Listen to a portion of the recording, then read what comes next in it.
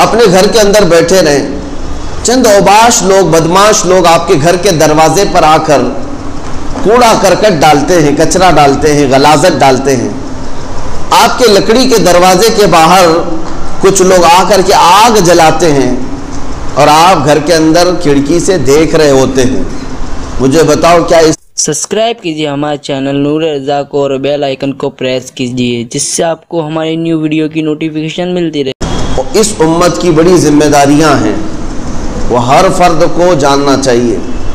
یہ نہیں کہ صرف علماء، مبلغین، دعات صرف ان کی ذمہ داریاں نہیں، ہر فرد امت جو مومن ہے اسے سمجھنا چاہیے کہ اللہ نے مجھے خیر امت کہا تو کیوں کہا؟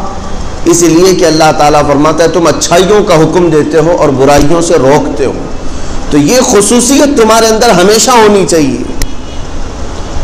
اسی لیے ایک بڑے دانشور نے کہا کہ برائیاں اس لیے زیادہ نہیں ہیں کہ اچھے لوگ کم ہو گئے، برائیاں اس لیے زیادہ نہیں ہو گئی، یا ظلم اس لیے نہیں بڑھا کہ اچھے لوگ کم ہو گئے، اچھے لوگ ہیں، برائیاں اور ظلم اس لیے بڑھا کہ اچھے لوگ برائیوں کو دیکھ کر خاموش ہونے لگ گئے۔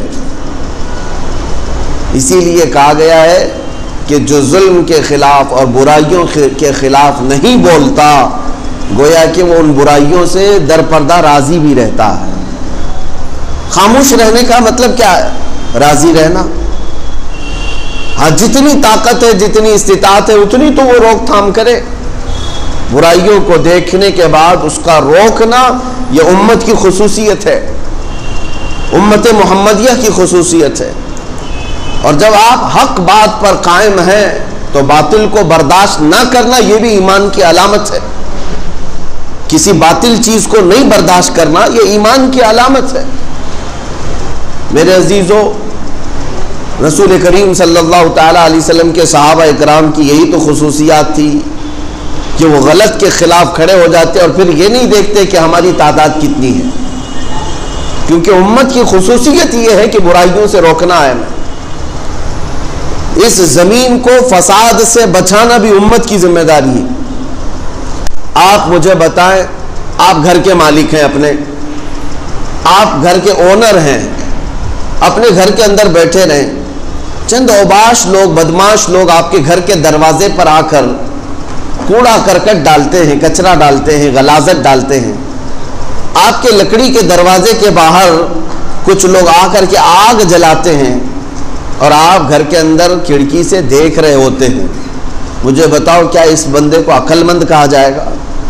بلکہ ہوتا تو ایسا نہیں ہے، فوراً آپ دروازہ کھولیں گے، انہیں بھگائیں گے، میرے گھر کے دروازے کے باہر یہ غلاظت کیوں ڈال رہا ہے؟ جھگڑے بھی ہو جاتے ہیں، جھگڑے بھی ہوتے ہیں۔ اور اگر آگ جلا رہا ہے، کوئی ہزار وجہ بیان کرے، نہیں میاں میں تو ٹھنڈی دور کرنے کے لیے، گرمی پیدا کرنے کے لیے آگ جلائے ہوں، لیکن آپ یہ کہیں گے میرے گھر کے دروازے کے پاس کیوں آگ جلا رہا ہے؟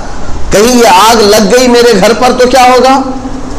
میرے عزیزو، اتنا احساس ہر ایک کو ہے کہ اپنے گھر کے دروازے کے پاس نہ کسی کو کوڑا کرکٹ ڈالنے دیتا ہے، نہ آگ جلانے دیتا ہے، تو پھر اندازہ کرو آپ امت مصطفیٰ ہو، اپنے معاشرے میں کسی زنا کرنے والے اور شراب والے کو کیسے برداشت کرتے ہیں؟ کیوں؟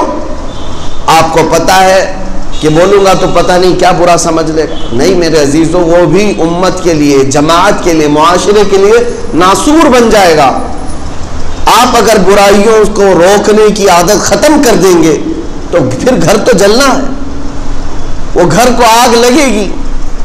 آج آپ سوچ رہے ہیں ان لوگوں کے بچے بیکار ہوئے ہیں نا، پڑوسیوں کے بچے آوارہ ہو گئے، بدماش تو برائیوں میں نہیں جاتے، ایسا نہیں ہو سکتا۔ یہ ہوا جب چلتی ہے تو پھر تمہارے گھر کے بچوں کو بھی وہ آگ میں ملوث کر دیتی ہے۔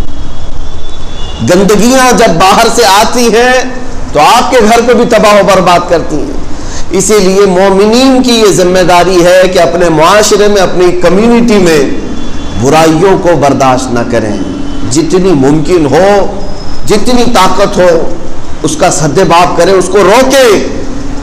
اس کے روکنے کے بہت سارے طریقے ہیں، میں عرض کروں گا برائیوں سے کیسے اپنی قوم کو بچایا جائے، اس کے طریقے ہمارے بزرگوں نے ہمیں دیے ہیں۔ میں وہ طریقے اور علاج آپ کے سامنے رکھوں گا، لیکن پہلی بات اپنی ذمہ داری سمجھیں۔